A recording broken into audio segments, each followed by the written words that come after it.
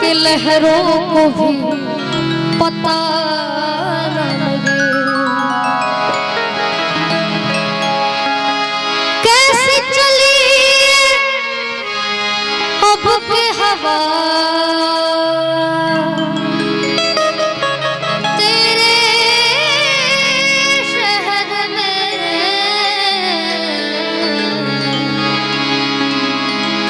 और बंदे भी हो गए हैं खुदा तेरे शहर में। शहर का शहर कातिल को बचाने वाला, और कोई यहाँ नाम नहीं कातिल का बताने वाला। मैं तो हर गम को सीने से लगाने वाला, और दोस्त ही न मिला दिल को दुखाने वाला।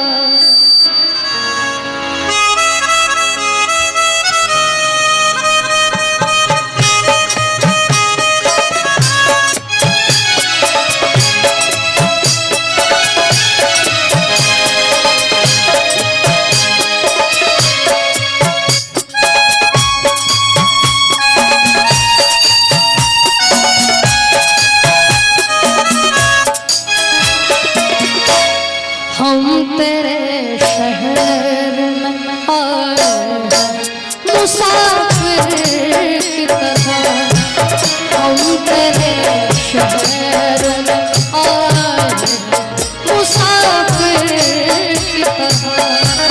सिर्फ एक बार मुलाकात का मौका देंगे,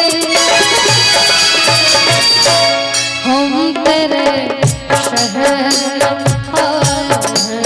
मुसाफिर की तरह, हम तेरे शहर में मुसाफिर की तरह।